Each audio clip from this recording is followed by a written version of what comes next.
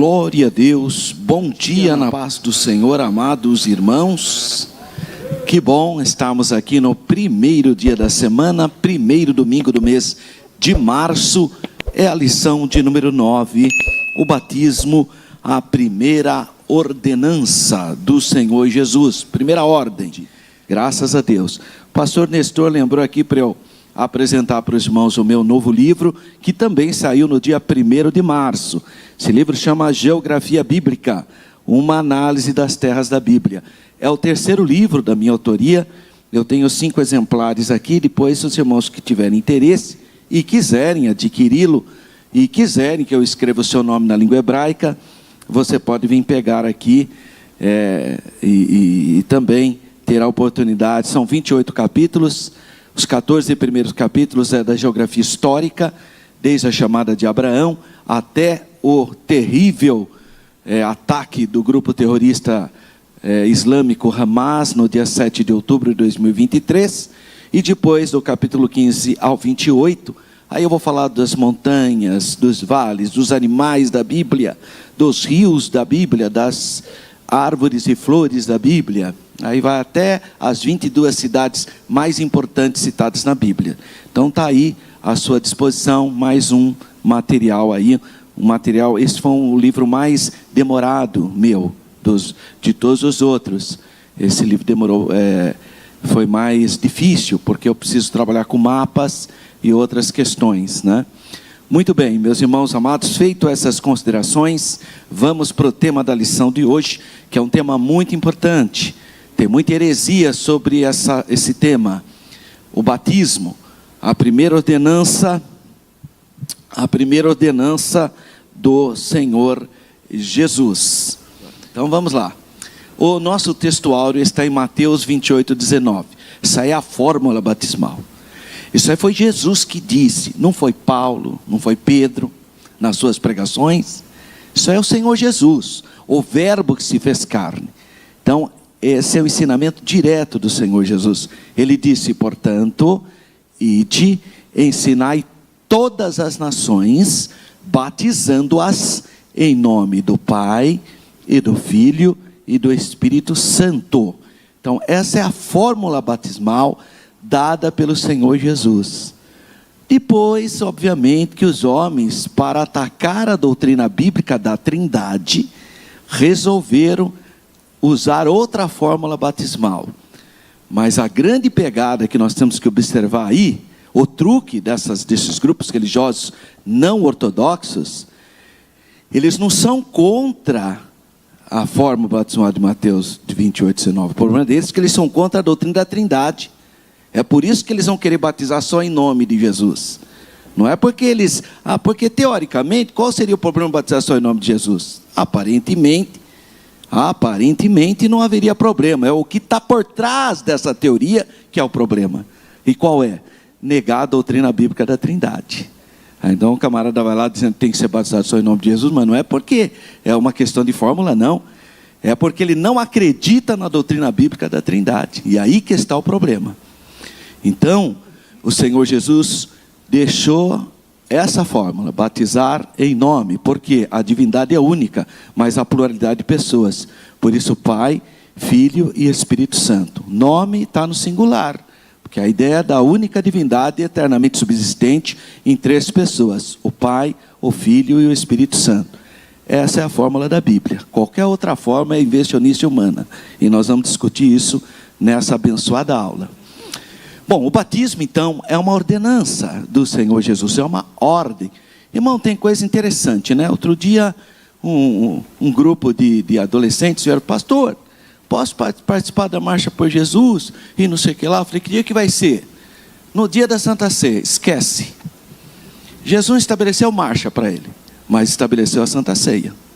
Estão entendendo? Precisamos saber o que é fundamental e o que é acessório. Ah, não tem nada? Vai. Tem nada mesmo, porque não é essencial.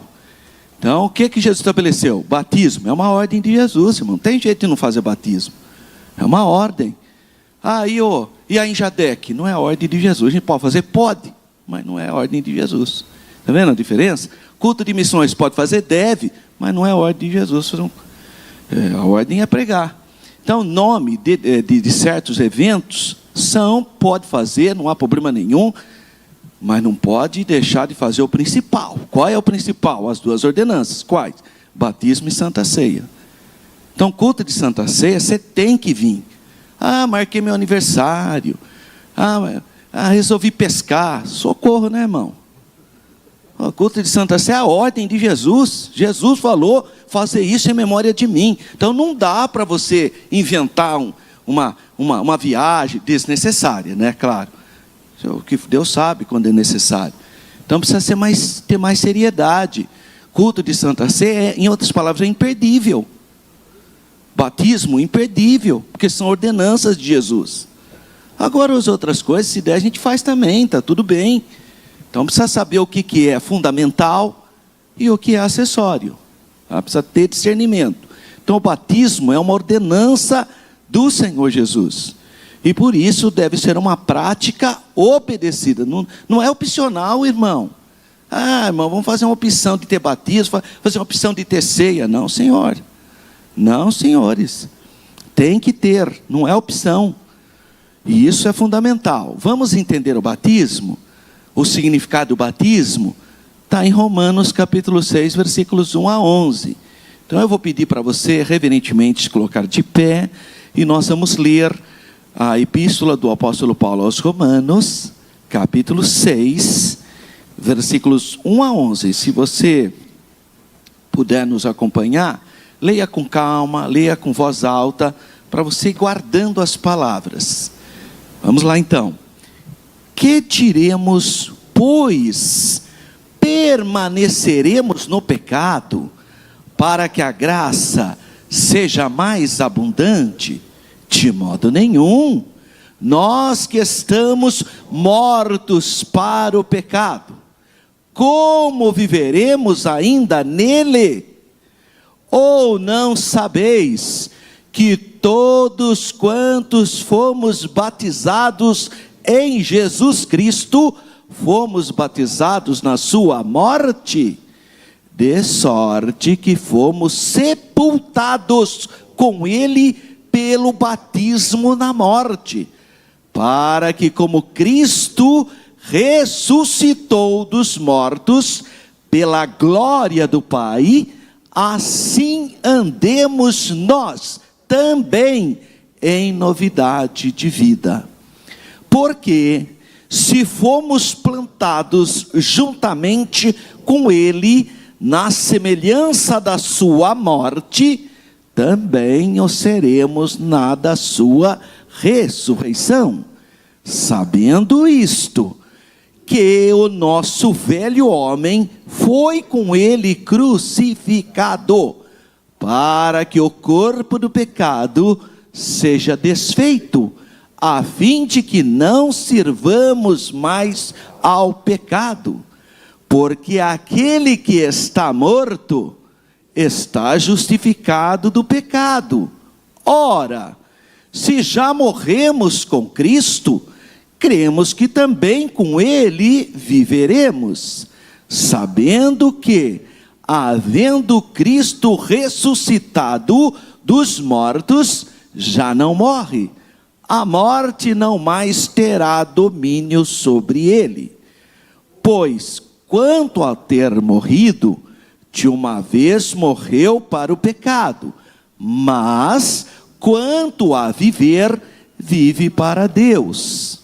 Assim também, vós considerai-vos como mortos para o pecado, mas vivos para Deus, em Cristo Jesus, nosso Senhor. Amém, irmãos? Oremos. Pai Santo, Deus eterno, com ações de graças, uma vez mais, no nome do Senhor Jesus, teu único Filho, queremos pedir a tua direção, a tua graça, as tuas, Senhor, orientações, para que possamos, em comunhão contigo, crescermos na graça e no conhecimento de nosso Senhor e Salvador. Abençoa cada pessoa que nesse momento participa desse estudo da Escola Bíblica Dominical. Nos ajuda, nos abençoa, nos orienta. Em nome do Senhor Jesus. Amém. Graças a Deus. Por gentileza, podeis sentar.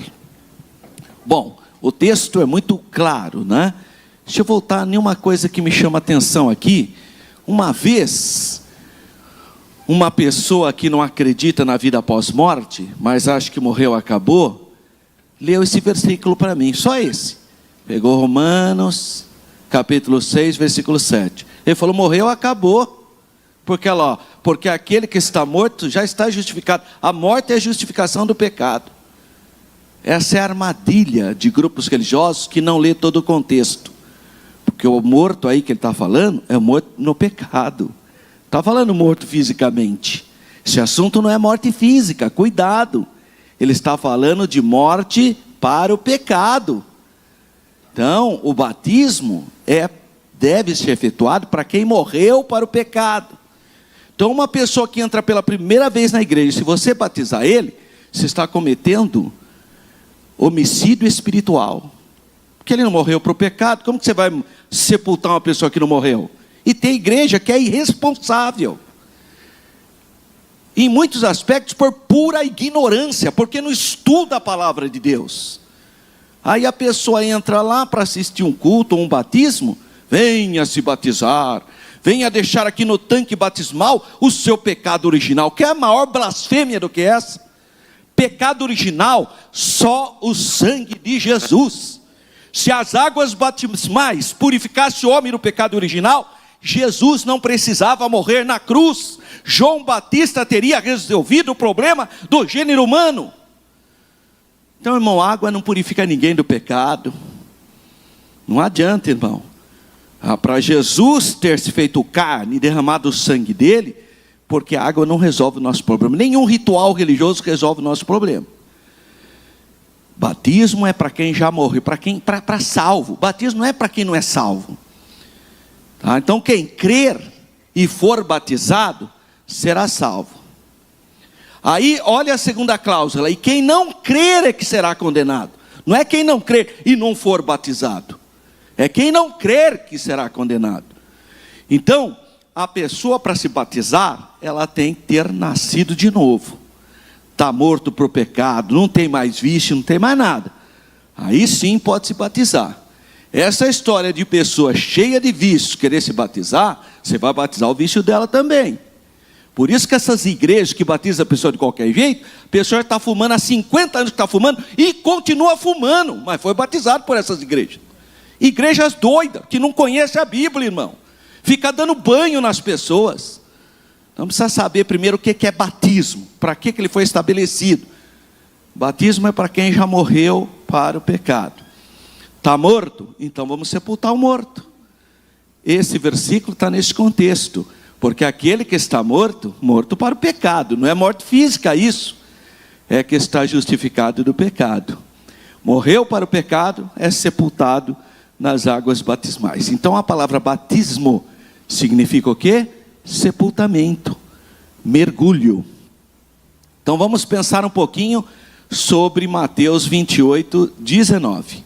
Portanto, ide, ensinai todas as nações, batizando-as em nome do Pai, e do Filho, e do Espírito Santo. Mateus 28, 19. Bom, qual é o contexto dessa mensagem? Capítulo 28, já é o final, né, do Evangelho de Mateus, último capítulo. Entre os versículos 16 a 20, o Senhor Jesus aparece para os seus discípulos na Galileia. E aí ele fala sobre a pregação do Evangelho, que deve ser levada para todos os povos, todas as etnias, né? O nosso presidente faz uma confusão, coitado, ele não sabe o que é genocídio, não sabe o que é holocausto, né? Então faz uma confusão de termos assustadora. As pessoas simples, a gente até admite isso, mas um chefe de Estado é muito depreciativo, né? É muito ruim uma pessoa que representa uma nação não saber o significado dos termos, né? Geno significa etnia, família, povos. e sida é a palavra latina para matar. Genocídio é quando alguém tenta exterminar uma etnia especificamente. E o que está vendo em Israel não é isso. Os palestinos moram em Israel, trabalham em Israel. O que Israel está fazendo é exterminar um grupo terrorista chamado Hamas, não o povo palestino. O palestino não tem nada a ver. E o nosso presidente tem uma fraqueza, mas é uma fraqueza da esquerda de um modo geral, né? A esquerda parece que é afissurada pelo termo genocida, né? Antigamente eles apelidaram o presidente Bolsonaro de genocida. Toda hora falava que o Bolsonaro é genocida. É uma fraqueza, parece que gosta do termo, mas não sabe o significado. Porque se o presidente... Agora, por que o presidente Bolsonaro seria genocida? Ah, porque milhares de pessoas morreram no Covid. Mas o que tem a ver uma coisa com outra? Genocídio é perseguição sistemática de uma etnia. O que tem a ver uma coisa com outra? E eles usaram, agora estão usando contra Israel. Daqui a pouco vão usar contra mais alguém, porque eles são especialistas em rotular os outros, em desconstruir a moralidade das pessoas. A gente lamenta esse tipo de jogo, porque isso aí é banalizar o mal. Daqui a pouco as crianças na rua vão chamar o seu amiguinho de genocida. É isso que vai acontecer. É a banalização do mal, sendo que essa palavra é horrível. Até hoje, quem foi o grande genocida foi o Hitler. Porque ele matava uma etnia especificamente chamada judeu de maneira industrial, só pelo fato da pessoa ser judia. Então isso é genocídio. Mas não, mas tudo bem, né, irmão? Vamos voltar. A pregação do evangelho deve ser proclamada para todas as etnias. Agora lembrei porque eu usei o termo, cada palavra etnos, etnia, geno, para todos os grupos humanos. Todas as nações, o Senhor Jesus estabeleceu então a universalidade dessa comissão apostólica, de ir e pregar. Graças a Deus, a igreja aqui em Campinas faz missão, nós temos a missão Ceifa, nós contribuímos mensalmente com as missões. Não esse domingo, no próximo, nós temos o culto de missões, porque Jesus falou isso mesmo, que nós temos que fazer missão. É a universalidade da mensagem do Evangelho. E o nosso textuário demonstra a universalidade da mensagem cristã, que é o trecho principal do tema. Ide, ensinai, ensinando a guardar todas essas coisas e batizando. Então é a carta magna do empreendimento missionário do cristianismo bíblico. Pregar o Evangelho. Pregar o Evangelho de muitas maneiras, né? Então, na ordem do Senhor Jesus, ide, ensinai todas as nações, ou façam discípulos de todos os povos. Em primeiro lugar, está a necessidade do evangelismo, ou a pregação do evangelho. Tem que ser, como que eles vão ouvir, se não há quem pregue?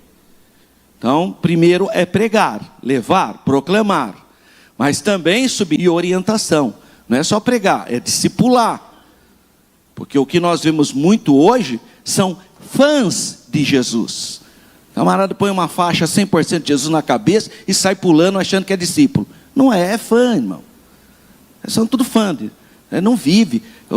Bonezinho, só Jesus, camiseta, tudo, e está falando nome feio, xingando, vivendo uma vida no pecado. Isso é fã.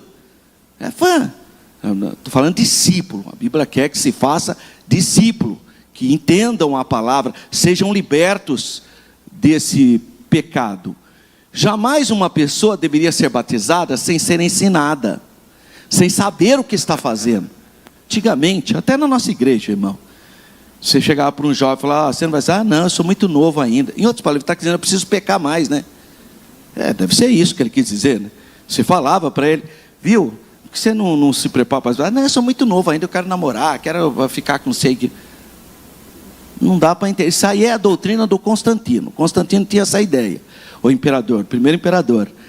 Então, todas as vezes que o bispo, como Eusébio de Cesareia, ia falar, porque você, imperador, você precisa ser batizado. Não, eu ainda vou pecar bastante antes de batizar. Porque ele tinha a ideia da lavagem. De que o batismo lavaria a pessoa dos pecados. E não lava. Isso é uma interpretação teológica defeituosa. Achar que o batismo lava do pecado. Por isso a pessoa fala, não, eu não estou preparado ainda, não estou aí, fica até quando já não vale mais nada, está no bico do corvo, né? Está para morrer, aí vai se batizar como fez o imperador Constantino. Quando ele estava para morrer, aí ele chamou um bispo, unicista por sinal, não era nenhum da doutrina, né? Um bispo, e batizou ele lá. Quer dizer, porque tem essa ideia da purificação do pecado, quer dizer, não entendeu o que é o batismo, não sabe o que é o batismo. Batismo significa sepultamento, sepultar a velha natureza pecaminosa, aquela natureza morreu, agora você é uma nova criatura. Então, se a pessoa aceitou Jesus, foi liberto dos vícios, é uma nova criatura, sepulta a velha natureza para viver uma nova vida em Cristo. Esse é o significado do batismo. Romanos 6, 3, 4. Ou não sabeis que todos quantos somos batizados em Jesus Cristo, fomos batizados na sua morte?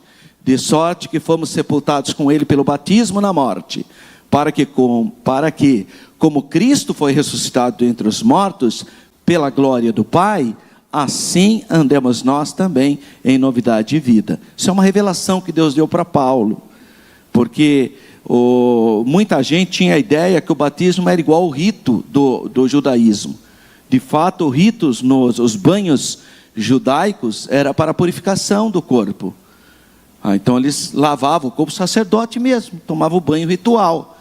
Então, batismo não é uma coisa nova, já havia no judaísmo, mas o significado que é novo. Quanto que no judaísmo era para purificação, para a lavagem do corpo. Então lá, o pessoal que está em Qumran, que saiu de Jerusalém e foi morar em Qumran, os essênios, eles praticavam também o banho ritual. Está lá, aquele monte de piscininha lá. Está lá, quem visita Qumran, lá no Mar Morto, no deserto, vê as piscininhas que eles montaram para purificação.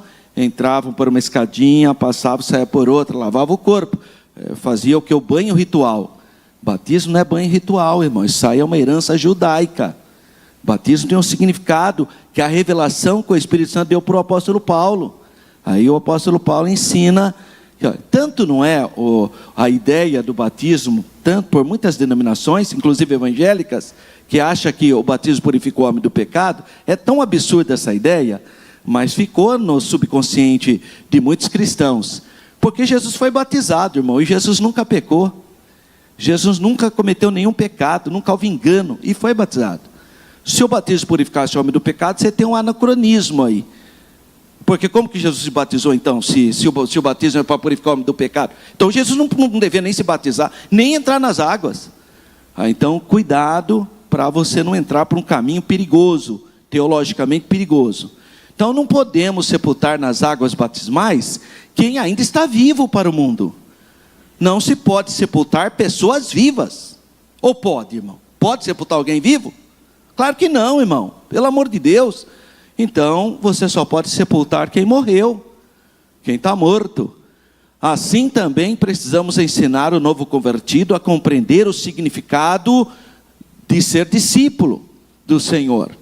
Então, após estar morto para o pecado, está apto para ser sepultado com ele pelo batismo. Está morto para o pecado, aceitou a Jesus, fazendo até o discipulado, para entender, está liberto dos vícios. Então nós vamos sepultar essa pessoa.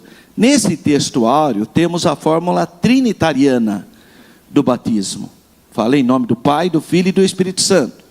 Só que a crítica textual, que é o liberalismo teológico, ele critica essa fórmula.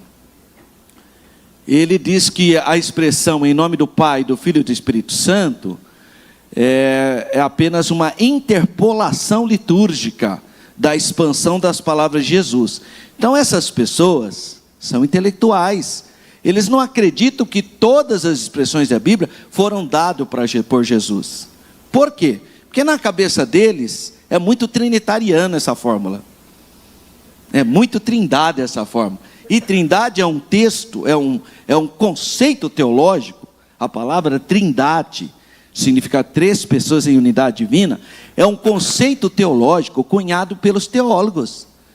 Não tá? A palavra trindade não aparece na Bíblia. Você não vai encontrar. Uma vez uma adepto do movimento Testemunho de Jeová chegou para mim e falou: o senhor crê na trindade? Eu falei: creio.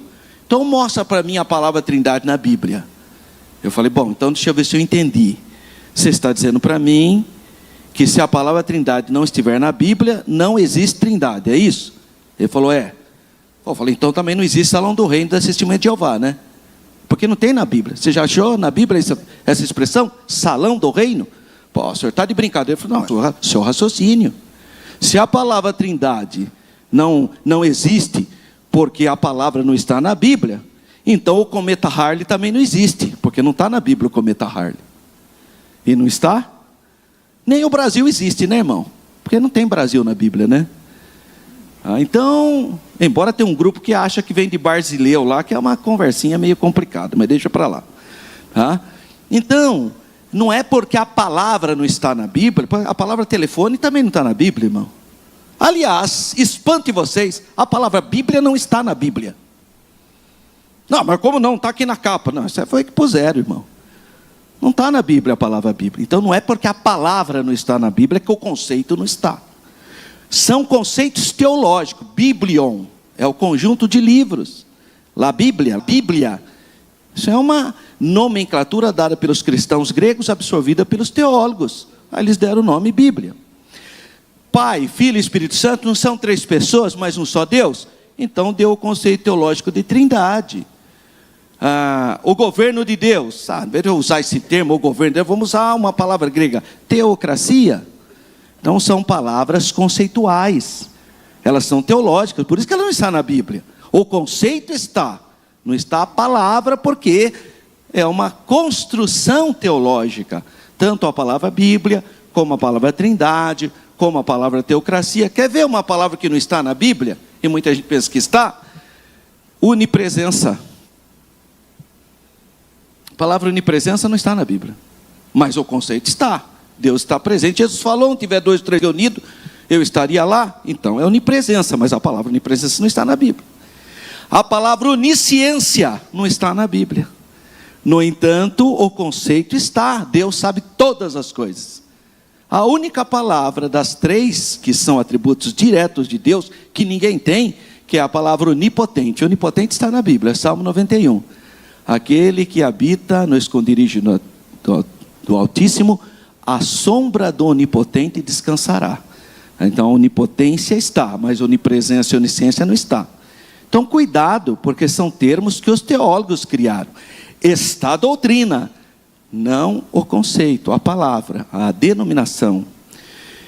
Então, esses teólogos liberais da crítica textual, que falam que nem todas as palavras foram faladas por Jesus, eles acham que a expressão em nome do Pai, do Filho e do Espírito Santo é muito trinitária para o gosto deles, né? E outro grupo que também não aceita a trindade são os unicistas. Quem são os grupos unicistas? Aquele conjunto, que tem muita gente que gosta de cantar os hinos dele, né? Voz da Verdade, é unicista, não crê na trindade. Por isso que a gente evita cantar os hinos dele. Às vezes os irmãos não entendem, né? Os irmãos vêm criticar, mas é tão bonito o hino, irmão, o Roberto Carlos também canta hino bonito. E daí?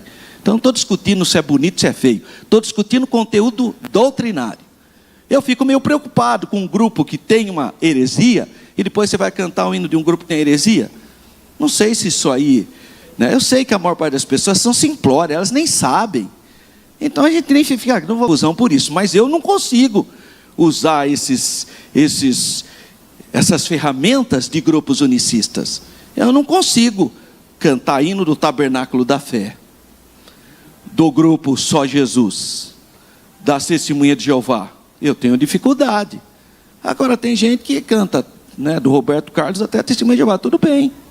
A gente respeita, mas você nem sabe o que está fazendo, né? Você nem tem, né? E sabe que Deus nem leva em conta mesmo a ignorância da pessoa, né? Mas se Deus me deu condições de discernir, de ler e de entender, eu não vou cometer o erro dos ignorantes, né, irmão? Então eu respeito. Você, irmão, vem aqui, canta que lindo da voz da verdade, todo mundo glorifica a Deus. Tá bom, nem sabe o que está falando. Mas eu fico quietinho aqui na minha, olhando para a Bíblia, porque um monte de irmão olha para mim quando acontece isso, eu não entendo por quê. É como se eu fosse culpado de alguma coisa, né?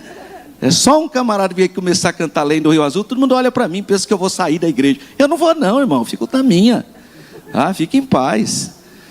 Ainda, os unitaristas, então, que é o grupo Testemunha de Jeová, Testemunhas de Roshua, Israelitas da Nova Aliança, Toda essa turma unicista que nega a doutrina da Trindade, porque na cabeça dessa gente, a Trindade é uma invenção da Igreja Católica. Na cabeça deles, né?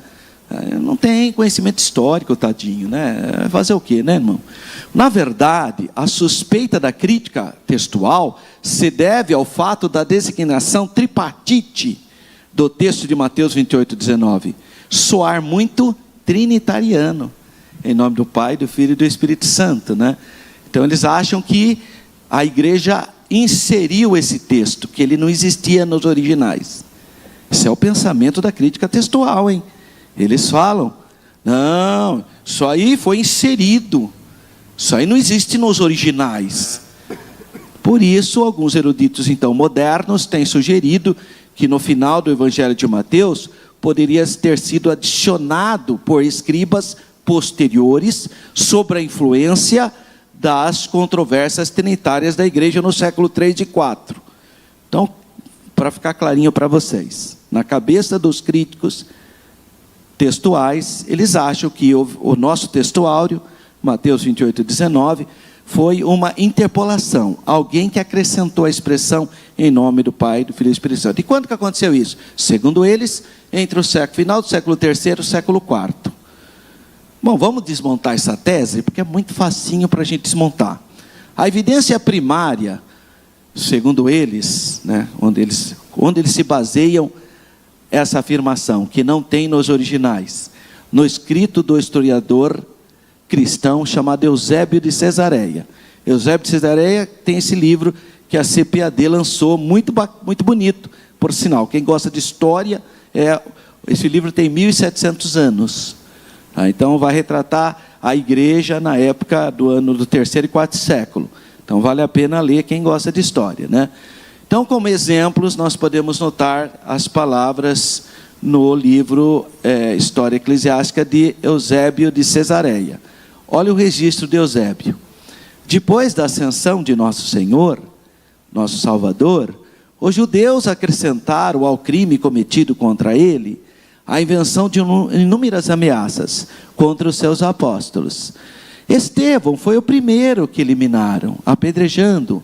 Depois dele, Tiago, filho de Zebedeu, irmão de João, a quem decapitaram.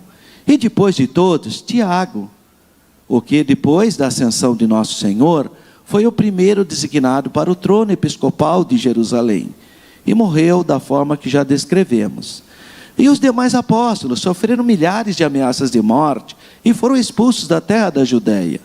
Porém, com o poder de Cristo que havia lhes dito, ide e fazei discípulos de todas as nações, em meu nome, dirigiram seus passos para todas as nações para ensinar a mensagem. Está vendo? Ele não cita em nome do Pai, do Filho e do Espírito Santo.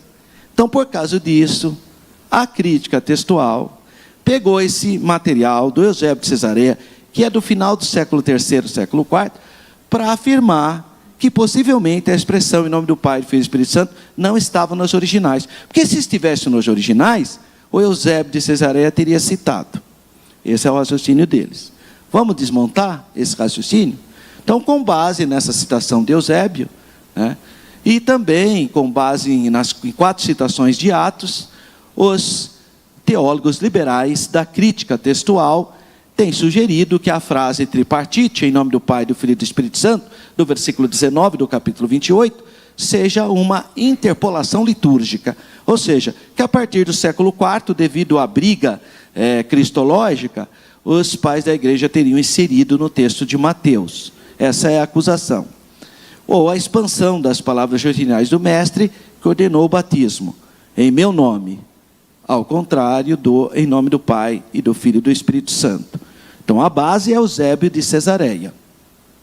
No entanto, a obra do Eusébio de Cesareia, História Eclesiástica, é uma citação extrabíblica importante. Eu uso muito, porque eu sou historiador, então eu uso muito desse historiador, mas ela é do final do século III, início do século IV. Portanto, a crítica textual está equivocada pelo fato de sua sustentação histórica estar baseada na obra de um historiador cristão, ou seja, Eusébio de Cesareia, no seu livro História Eclesiástica, escrita no final do século III. eles viram que não aparece a expressão em nome do Pai, do Filho e do Espírito Santo, chegaram à conclusão que Jesus não citou isso. É muita fraqueza, né? Por quê? Porque os outros pais da igreja, mais antigos que Eusébio, citaram. E aí que está o problema. Então, os pais da igreja, muito mais antigos e mais próximos dos evangelhos, estão em conformidade com Mateus 28, 19. Como a citação, por exemplo, de Inácio, do ano 35 a 107. Portanto, ele estava vivo ainda, na época dos apóstolos.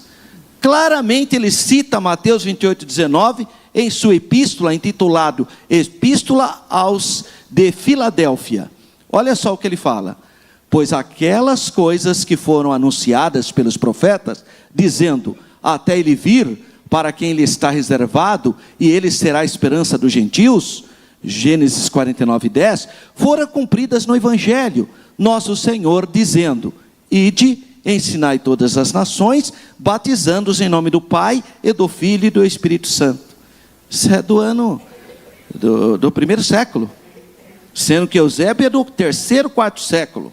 Vamos para outro? Tudo, então, são juntamente bons, a lei, os profetas, os apóstolos, inteira companhia dos outros, que tem acreditado através deles somente nós amarmos uns aos outros. Isso é o Inácio ainda do ano 35 ao 107. Vamos para Irineu, segundo século, ano 130 a 200. Outro pai da igreja, cita a mesma fórmula de Mateus 28, 19, com a frase tripartite em sua obra Contra Heresias. E de novo, dando aos discípulos o poder de regeneração em Deus, ele disse-lhes, ide e ensinais todas as nações, batizando-as em nome do Pai e do Filho e do Espírito Santo. 130 a 200, muito anterior à citação do Eusébio. Ainda há a citação de Justino de Roma, conhecido como Justino Mártir. A obra dele é do ano 100 a 165. Olha o que ele diz. Eles então executavam o banho na água, no nome do Pai, do universo, e do nosso Senhor Jesus Cristo e do Espírito Santo. Está vendo? Ele é filósofo, por isso que ele usa esse nome, Pai do universo. É pai, né? Então, Justino, está na obra dele, muito mais antiga do que de Eusébio. Então, apesar desse não ser uma citação do texto de Mateus, Pai, Filho e Espírito Santo, porque ele fala o Pai do universo, ele certamente incorpora os mesmos três nomes do contexto do batismo, exarado em Mateus 28, 19. Vamos ver agora o grande teólogo da fé cristã, que é o Tertuliano. Tertuliano é o que deu o nome da expressão Antigo Testamento e Novo Testamento. Só é Tertuliano que fez essa divisão da Bíblia, né, separando em Antigo e Novo. Ele também é o teólogo que cria o termo trindade, a palavra trinitas. Ele então, no ano 160 a 225, declara, consequentemente, depois que um desses se perdeu, ele comandou os outros 11 em sua partida para o Pai, para ir e ensinar todas as nações que deviam ser batizadas no Pai e no Filho e no Espírito Santo. São todas pessoas que deixaram seus escritos muito antes de Eusébio de Cesareia. Mas existe um livrinho chamado Didaquê, que é uma espécie de manual para o novo convertido. É uma obra, que segundo os estudiosos, eles foram escritos antes da destruição de Jerusalém, entre os anos 60 a 70. Um grupo pensa assim, outro grupo acha que foi escrito mais tarde. Outros estimam que foi entre os anos 70 a 90. Contudo, são coesos quanto à origem do Didaquê, que é na Judéia ou na Síria. O Didaquê, então, essa obra, contém a frase tripartite. Olha só, quando ele vai ensinar como deve ser o batismo, ele vai citar 3 elementos. Então, primeiro, quanto ao batismo, faça assim. Depois de dita todas essas coisas, batize em água corrente, em nome do Pai, e do Filho, e do Espírito Santo. 2, se você não tiver água corrente, batize em outra água. Se não puder batizar com água fria, faça com água quente. 3, na falta de uma ou outra, derrame água 3 vezes sobre a cabeça, em nome do Pai, e do Filho, e do Espírito Santo. Daí é de onde vem o batismo apenas por aspersão. É do Didaquê. Por quê? Você está no deserto, não tem água. Mas precisa batizar, você vai fazer o quê? Não tem água, irmão. Então, fala, joga um pouco de água na cabeça dele aí, fazer o quê? Mas isso é a exceção, não é a regra. O problema é você fazer de uma exceção a regra. Sabe? Por isso que eu não gosto de falar de exceção. Quando a gente fala de exceção, tem um monte de gente que adora exceção. Só que exceção é exceção. Por isso que chama exceção, que não é regra. Tem um contexto próprio. Tá? Então, essas robustas provas históricas desmontam o argumento da crítica textual em achar que foi uma interpolação à expressão de Mateus 28:19. Vamos agora para os unicistas, que é Voz da Verdade, Tabernáculo da Fé, Só Jesus e outros grupos menos conhecidos, cujo objetivo total é negar a doutrina bíblica da Trindade. Então eles batizam em nome de Jesus, não é porque porque tem 4 expressões em Atos que as pessoas foram batizadas em nome de Jesus. Conversa furada, eles são contra a Trindade, porque as 4 passagens de Atos não é uma fórmula, é autoridade, é para ser batizado conforme a autoridade de Jesus. Então eles defendem o batismo somente no nome de Jesus, declarando que a expressão em nome do Pai, do Filho e do Espírito Santo indica que o nome de Deus é Jesus, simplesmente pelo fato da palavra nome aparecer em singular. Por isso que eles falam isso. No entanto, a passagem de Mateus 28:19 está falando de 3 pessoas distintas e uma só divindade. Em nome, quer dizer em nome de Deus, do Deus único, que subsiste eternamente em 3 pessoas: o Pai, o Filho e o Espírito Santo. Textos selecionados pelos unicistas para sustentar a sua crença sobre o batismo, somente no nome de Jesus, são os que eu vou pôr aqui para vocês. Atos 2:38, Pedro está pregando, ele fala, que para se arrepender, para que todos sejam batizados em nome do Senhor Jesus, para a remissão dos pecados. Isso é uma pregação, irmão. Não é que ele está batizando alguém, ele está pregando. Na hora que está pregando, irmão, você tem que ser batizado em nome de Jesus, para a remissão do vosso pecado. Mas quem purifica do pecado é o sangue de Jesus, não é o batismo. Então veja que é uma pregação. Aí o cara pega a pregação de Pedro e começa a querer fazer doutrina contra a própria palavra de Deus. Olha a falta de sabedoria dessa gente. O mesmo caso, 8:16, quando perguntam para eles, eles tinham se batizado de João, falou, não, foi batizado no nome de Jesus. Quer dizer, não foi na autoridade de João, foi na autoridade do Senhor Jesus. 19:5 e 10:48. São as 4 passagens em Atos dos Apóstolos que falam sobre o nome de Jesus. Mas essas passagens são usadas por aqueles grupos que são contra a doutrina da Trindade, que é um único Deus, eternamente subsistente em 3 pessoas, o Pai, o Filho e o Espírito Santo. Bom, as 4 passagens de Atos, todas do livro de Atos, só no livro de Atos, não estão nos dando a fórmula batismal. Tanto é que o Didaquê e todos os outros escritores, nunca ninguém falou só no nome de Jesus, sempre pegando o que Jesus disse, em nome do Pai, do Filho e do Espírito Santo. Porque essa gente que usa o batismo em nome de Jesus, eles usam porque eles são contra a doutrina da Trindade. Esse grupo, Voz da Verdade, que tem até hinos bonitos, que vivem cantando por aí, sabe o que ele disse da Assembleia de Deus, da nossa igreja? Que nós somos batizados em uma pluralidade inventada por Satanás. Eles escreveram isso. O fundador da Voz da Verdade disse várias vezes isso, que nós somos iludidos por Satanás por crer na Trindade. Agora, como que eu vou cantar um hino desse grupo, irmão? Não fica difícil? É eles que me colocam numa situação. Porque antes dele fazer essa declaração, era normal nós cantarmos hinos dele. Os conjuntos da nossa igreja, tudo cantava o hino deles. Até que alguém cutucou, falou, no que você crê? Porque vocês batizam só em nome de Jesus? Aí eles falaram, se revelaram. Batizamos só em nome de Jesus, porque a doutrina da Trindade é uma doutrina de Satanás. Eles afirmaram isso. Só que não tem prova, coitado? Eles falam uma coisa dessa porque não tem conhecimento, depois eles foram completamente refutados, e aí a Assembleia de Deus resolveu evitar hinos deles. E isso foi publicado, sabe na onde? No Mensageiro da Paz. Está lá no Mensageiro da Paz, orientando todas as igrejas da Assembleia de Deus evitarem hinos dos unicistas, porque eles não acreditam na Trindade. Essa é a questão. Então foi orientado É que músico, irmão, tirando o Naber, viu, irmã Jô? O resto é poucos. Bom, e esses estão aqui, né, irmão Sebastião e tal. A maioria não vem na escola dominical, não, irmão. Pode ser que esteja assistindo, né?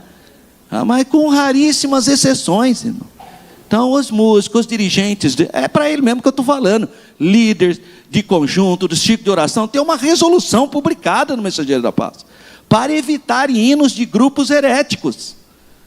Mas eles não lêem nada, e depois ainda fica bravo com o pastor ainda, coitado. Acho que é o pastor que está implicando com o hino dele, ou com o hino dela, né? Aí não é, gente que não tem conhecimento, a gente fala com carinho. Todo local que eu vou dirigir, eu faço isso. Primeira coisa que eu faço, chamo todos os dirigentes. Você tem aí, posso dar olhar na sua pasta? Ó, esse hino aqui é de grupo unicista, esse aqui é de grupo herético. Você pode tirar. Isso aqui é adventismo puro, pode tirar. Vocês vão ficar com hinos que nós sabemos são pessoas que creem na doutrina da Bíblia. Pessoas que foram inspiradas pelo Pai, pelo Filho e pelo Espírito Santo. Esse nós vamos louvar. Esse pode tirar tudo. E eles obedecem. É uma benção. Tem um vira e mexe, tem um que tem uma fraquezinha, não sabe, né? Porque não estuda nada. Aí canta. Aí todo mundo olha para mim. Eu fico quietinho, mas não falo nada. A hora que termina eu abraço o irmãozinho e falo: ô irmãozinho, você não estudou, né? Não vê, né? Precisa vir na escola dominical, hein? Aí eu dou aquela orientazinha com muito amorzinho, né, irmão? Então essas 4 passagens, todas do livro de Atos, não estão nos dando a fórmula batismal. Isso não é forma, isso é autoridade. Quem é que falou para batizar em nome do Pai, do Filho e do Espírito Santo? Não é o Senhor Jesus? É? Então eles são batizados na autoridade do Senhor Jesus, mas a fórmula é em nome do Pai, do Filho e do Espírito Santo. A fórmula é a fórmula da Trindade. Tem que batizar em nome da Trindade, irmão.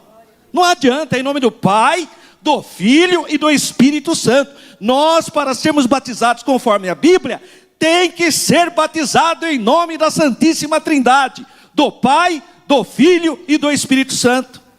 Não adianta. Agora é a autoridade de Jesus, é Jesus que deu autoridade. Isso é verdade. Tá? Então cuidado, que essa gente vem com conversa furada para você, querendo te enganar, dizendo que a verdadeira forma batismal é só Jesus, mas por trás disso tem uma heresia que nega as pessoas. Então, irmão, essas pessoas que são batizadas na autoridade do nome do Senhor Jesus, a prova disso é que não é fórmula. Atos 2,38 é a pregação de Pedro, ele fala que seja batizado em nome de Jesus Cristo. Atos 8,16 diz, em nome do Senhor Jesus. Atos 10,48, em nome do Senhor. E Atos 19,5, em nome. Afinal de contas, qual que é a fórmula então? É em nome de Jesus Cristo, é em nome de Jesus, é em nome do Senhor? Qual é a fórmula? Isso não é fórmula, é autoridade. A fórmula é em nome do Pai, e do Filho e do Espírito Santo. Apenas Atos 8,16, 19,5 é que parece similar. As versões do textos receptos de Erasmo de Roterdã traduziu Atos 10,48 como em nome do Senhor, né, que vem na Almeida.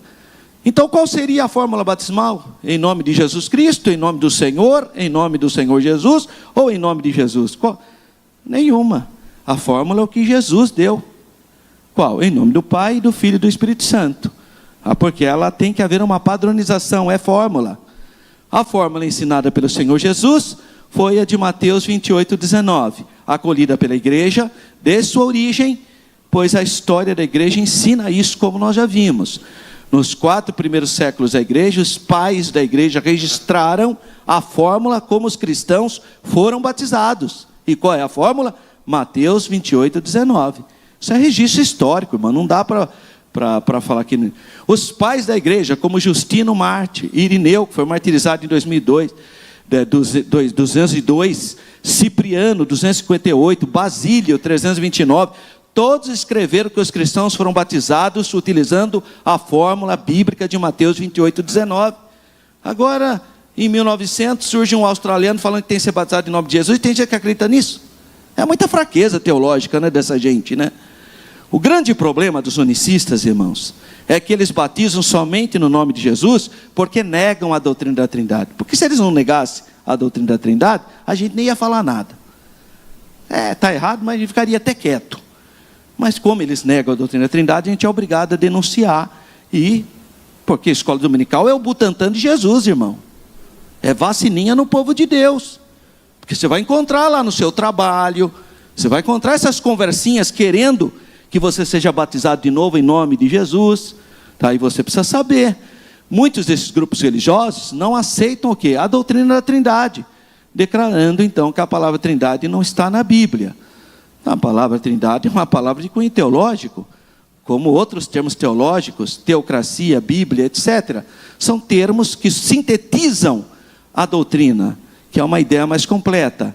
Esses termos não aparecem na Bíblia, eles foram cunhados posteriormente como definição teológica, mas a ideia está na Bíblia, explicitamente. Assim, a palavra Bíblia não aparece na Bíblia. A palavra Bíblia é um conceito teológico para expressar 60 livros, aliás, 66 livros, né? 66 livros do Antigo e do Novo Testamento. Assim também, o termo teológico Trindade é uma palavra que define a crença bíblica. O Pai é uma pessoa, o Filho é uma pessoa e o Espírito Santo é uma pessoa. E essas três pessoas estão em unidade divina. Portanto, um só Deus, eternamente subsistente em três pessoas: o Pai, o Filho e o Espírito Santo. A confissão da relação do Pai e do Filho foi ensinado pelo próprio Jesus, irmãos. Eu quero que você abra aí sua Bíblia, em João. Anote isso aí, grife aí, essa aí. Quando um unicista vir falar para você que Pai, Filho e Espírito Santo é só Jesus, que não existe Pai, que não existe Filho, que não existe Espírito Santo, mas são três manifestações de Jesus, mostra para ele, abre a Bíblia, ele fala, abra sua Bíblia aí em João, capítulo 8, versículos 16 e 17. Aí, grifa aí, irmão, você está na escola bíblica dominical, grifa aí na sua Bíblia. Olha só o que diz, versículo 17. Jesus dizendo, e na vossa lei está também escrito que o testemunho de dois homens é verdadeiro. Eu sou o que testifico de mim mesmo, e de mim testifica também o Pai que me enviou. Então, como que Jesus é o Pai, irmão? Jesus e o Pai estão em unidade. Eu e o Pai somos um, a unidade divina. Como eu e você somos um corpo. Eu não sou você, mas nós somos o corpo de Cristo. Eu não sou a irmã Renata, mas eu e a irmã Renata somos uma só carne. Então precisa entender isso. Eu e a irmã Renata somos um só corpo. Mas eu sou eu e a Renata é a Renata. Pai é pai, filho é filho, irmão. Não pode. Ah, então, tá bom. Então Jesus é o Pai? É. Então por que Jesus está orando para ele mesmo? Que teatro é esse, irmão? Vê o Pai, não sei o que lá, mas é ele mesmo. Está fazendo um teatro para nós. Aí imagina, se Jesus é o Pai, então o Pai foi crucificado. Se Jesus é o Pai, então o Pai morreu. Então o céu ficou vazio porque Jesus estava... Olha o rolo que vai dar, irmão. Não, irmão, Pai é Pai, Filho é Filho, Espírito Santo é Espírito Santo. São três pessoas. Jesus falou, eu volto para o Pai, mas vocês não vão ficar sozinhos não. Eu vou enviar uma outra pessoa, o Consolador, da mesma natureza, que estará com vocês. Então Pai é Pai, Filho é Filho, Espírito Santo é Espírito Santo. Ao mesmo tempo, no presente o ativo, o trabalho do Espírito Santo, como João capítulo 16. Então, para Mateus gravar as palavras de Jesus, que comissionou seus discípulos a batizar crentes gentios, no nome do Pai, e do Filho e do Espírito Santo, deve, no mínimo, significar que tais crentes gentios deveriam confessar sua nova relação com o dedão. Por quê? Porque o Espírito Santo é quem te convence do pecado. Se você pecar contra aquele que te convence do pecado, quem que vai te convencer? Vai os líderes religiosos e falsos profetas que vão te convencer, não mais o Espírito Santo.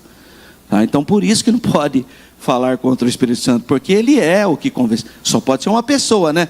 Porque se fosse um vento, como é que você vai pecar contra um vento? Não tem o menor sentido isso. Portanto, Pai, Filho e Espírito Santo são três pessoas. Isso está escrito na Bíblia e nós cristãos aceitamos o que está escrito na Bíblia. Se pudermos ler então as palavras de Mateus, capítulo 28, versículo 19, nosso textuário, sem os conceitos pré-estabelecidos pelas seitas religiosas, certamente podemos aceitá-las como verdadeiramente palavras do Senhor Jesus, ordenada aos seus discípulos de ir pregar todos os povos, todas as pessoas, todas as nações, ensinando-as a guardar todos os seus mandamentos em novidade de vida e serem batizados de acordo com a fórmula batismal trinitariana, em nome do Pai e do Filho e do Espírito Santo. e continuamente ensinar os crentes até a volta do Senhor Jesus, que virá arrebatar a igreja.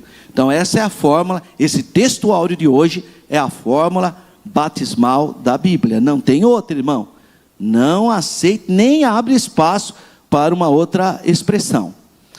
Pressupostos bíblicos doutrinários do batismo. Isso é uma foto que eu tirei lá em Israel, no Rio Jordão, no local que a Igreja Batista construiu para batizar as pessoas.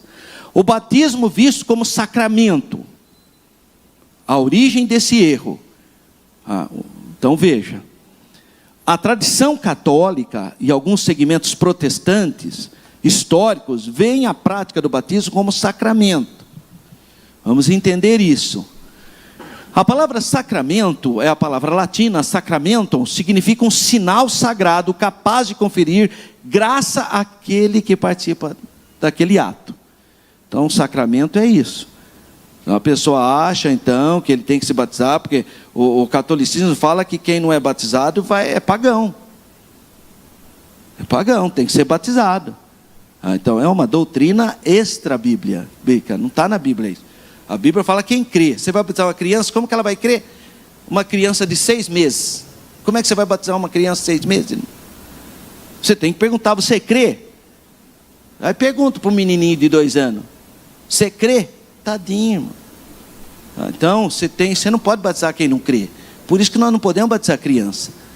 Tem que batizar pessoas que têm condições de crer. Se ele crê, pode ser batizado. Mas não pode crer, como que você vai batizar? Quem inventou esse negócio de sacramento? É o bispo de Hipona, Santo Agostinho, que é o doutor da Igreja Católica. Foi ele que inventou isso. Ele introduziu esse desvio na igreja. Ele entendia que o batismo como sacramento é um rito que transmite graça espiritual, independentemente da fé de quem o pratica. Batizar que já recebia alguma coisinha lá. Batiza, recebe mesmo um banho de água fria. É só isso. Agora, se a pessoa tem fé, que ela morreu para o mundo, aí ela é sepultada. Agora, uma pessoa, irmão, que não entende isso, recebe um banho. Esse entendimento teológico doutrinário define um sacramento como sendo um sinal visível de uma graça invisível. Dessa forma, na visão de algumas tradições cristãs, o batismo tornou-se necessário para a salvação. Aí tem igreja que você fala para ele, não, mas Jesus falou, quem crer e for batizado será salvo. E quem não crê é que será condenado. Não é quem não crê e não for batizado. Não. Se não batizar não tem salvação. Aí você fala, tá bom. E aquele homem que estava na cruz? Estava lá do lado de Jesus na cruz. Falou, lembra de mim quando entrar no Jesus. Falou, hoje mesmo estará comigo. Mas ele foi batizado? Não. Então como que ele entrou? Porque ali é uma exceção. Se a pessoa pode ser batizada, ela deve ser batizada. Uma pessoa que aceitou a Jesus, nasceu de novo, está morto e não quer se batizar, essa pessoa está com um problema espiritual. Não tem lógica isso. Tem que ser batizado. Agora, a pessoa está lá hospitalizada, toda arrebentada. Como é que vai batizar, irmão? Não tá, vai, salva assim mesmo. Não tem pessoa, a gente chega lá para pregar no hospital, a pessoa está no último suspiro, aceita Jesus como Salvador, parte, está salvo. Não deu tempo, irmão. A pessoa mora na Groenlândia, você vai batizar, você põe ele na água, ele vira uma pedra de gelo, irmão. Que simplicidade. Então, cada local é um local, cada caso é um caso. E Deus sabe. Agora, se não tem nenhuma exceção e você tem a oportunidade de ser batizado, por que você não foi batizado? Qual é o problema? Você não crê em Jesus? Você não foi lavado pelo sangue de Jesus? Você não está salvo? Então obedeça o que Jesus falou, sepultado nas águas batismais. Aí eu estou lá no Rio Jordão batizando essa irmã aí. O batismo não é sacramento, mas é uma ordem do Senhor Jesus. O ensino bíblico concernente ao batismo é que ele fala. Agora, por que ele fala aos adultos aqui? Não é uma questão apenas de adulto. Irmão, eu era adolescente, como eu vou dizer assim, mas estou falando a mentalidade, você já tem o conceito de criança. Tem menino de 10 anos que já pode ser batizado, pelo testemunho, pela postura, entende. E tem menino com 17 anos que não pode ser batizado. Não tem condição, tem que nascer de novo. Então, esse adultos aí não é adultos na literalidade, ele é um termo mais abrangente. É pessoas que podem. Por exemplo, o menino no judaísmo, ele faz o bar mitzvah com 13 anos. Mas Jesus fez com 12. E tem judeu que faz com 12. Por quê? Porque já tem consciência. São aqueles casos excepcionais. Então nós também batizamos um menino com 10 anos? Depende. Jesus batizou ele com o Espírito Santo, é uma bênção, já ajuda na igreja e tudo, e quer ser batizado, a gente batiza. Então só tomar agora, não dá para batizar uma criança de 5 anos, irmão. Não tem sentido isso. Por mais, não, irmão, mas ele é batizado com o Espírito Santo. Não adianta. A irmã chega com o bebezinho, tem 1 mês, mas já foi batizado com o Espírito Santo. Ai, que fraqueza, irmão. 1 mês. E a irmã acha que o bebezinho foi batizado com o Espírito Santo, quer batizar. Para, né, irmã? Para com conversa furada. Nós só batizamos adultos nesse sentido, que a pessoa já tem condições de ser batizada.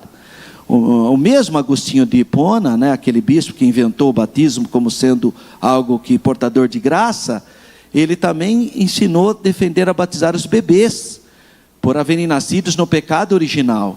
Então Colossenses 2,12 e Romanos capítulo 6 explicam plenamente o significado do batismo. Batismo é para quem já é salvo. Batismo é para quem já nasceu de novo. Batismo é para quem já morreu para o pecado. Batismo é para quem está liberto dos vícios. Entenderam, irmão, o que é o batismo? Não é para ser salvo, para ser libertado dos vícios. Não, isso aí é o sangue de Jesus. Batismo é para quem já está liberto. Aí vai ser sepultado o velho homem para ressuscitar em Cristo. Então simboliza que Cristo morreu para a velha vida, e, aliás, que o cristão morreu para a velha vida e agora entrou na novidade de vida. Não é possível alguém adotar um comportamento pecaminoso sem que com isso incorra em julgamento divino. O propósito do batismo: testemunho público da fé cristã.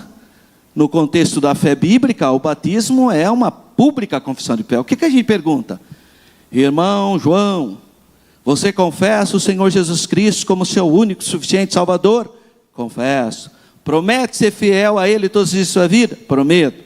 Conforme o seu testemunho público, eu te batizo em nome do Pai e do Filho e do Espírito Santo. Aí vem de novo a congregação cristã. Está errado. Não pode pôr a palavra eu. Como é que tem que ser assim? Em nome do Senhor Jesus te batizo. Não pode falar eu te batizo. Se pôr o eu, o homem está na frente. Então João se pôs na frente, porque João falava, eu vos batizo com água. João falava, mas João é João, né? Tá, então João não era homem. Mas era um profeta. Tá. Problema de língua portuguesa, irmão. Te batizo, ou eu te batizo, sou eu mesmo que estou batismo. Deve estar convicto, senão não vai ter consciência. Não é território neutro, a mente da pessoa. Enfim, o batismo é para os salvos. O batismo é para quem nasceu de novo, que está disposto a ser sepultado com Cristo e ressuscitar no Senhor. Não há espaço para indecisão. Somente cristãos indecisos rejeitam o batismo. Às vezes isso acontece por ignorância. Tudo bem, às vezes a pessoa, coitada. Mas outra vez é por falta de fé mesmo. No primeiro caso, então, após ser batizado, não pode mais cometer outro tipo de falha. Ele tem essa ideia, né? Não vou ser batizado não, porque depois se eu pecar. Olha que fraqueza. Embora a Bíblia mostre que o crente deve evitar o pecado, mas nós sabemos que a nossa vida, nós estamos sujeitos a essa situação. É o Espírito Santo que vai nos guiando, que vai nos orientando. E a fórmula do batismo eu já falei. Isso é o Pedro que eu estou batizando, um jovenzinho, um adolescente lá da igreja de Vila Padre Anchieta. Pedro Estevão. A fórmula, o método do batismo eu já falei, então eu não vou repetir. Em nome do Pai, do Filho e do Espírito Santo. A fórmula herética do batismo eu já comentei no textuário também, dos unicistas. E a imersão é um método bíblico, irmão. A própria palavra batismo significa mergulho. Então, é até redundante falar batismo, é a mesma coisa que imersão. Não existe aspersão. Batismo por aspersão é uma coisa estranha. Ou, talvez em último caso, né? Naquele caso muito específico. Porque a palavra significa mergulhar. Batismo significa mergulho. Então não dá nem para discutir, né, irmão? Bom, aí tem as alegorias. Quando o povo ia batizar no Rio Jordão, porque era dentro do Rio Jordão. Então a Bíblia fala que Jesus saiu das águas. Então, e ele batizava onde havia muitas águas, porque era um mergulho. Para encerrar, nós então procuramos abordar os assuntos concernentes ao batismo nas águas, e nós temos que saber que o batismo é para quem já é salvo. Temos que saber, tem que fazer o discipulado, tem que entender o que é batismo. Por meio do batismo, nos identificamos então com Cristo Jesus e tornamos pública a nossa confissão de fé. Amém. Vamos lá, irmãos. Próxima aula, outro tema importante, porque é a outra ordenança. Nós vimos hoje a ordenança do batismo. Próxima aula, dia 10, é a ordenança da Santa Ceia do Senhor. Isso são ordens do Senhor Jesus. Isso são elementos que a igreja tem que fazer. Então procure valorizar as duas ordenanças. Procure participar de culto de batismo. Procure participar de culto de Santa Ceia. Não troque esses cultos que Jesus deixou a ordem por qualquer outra coisa. Vigia. Lição 10, a ceia do Senhor, a segunda ordenança da igreja. Que Deus dê um mês abençoado para os irmãos que tiverem interesse pelo meu livro, está aqui disponível. Uma semana abençoada a todas, em nome de Jesus. Muitíssimo obrigado, pastor.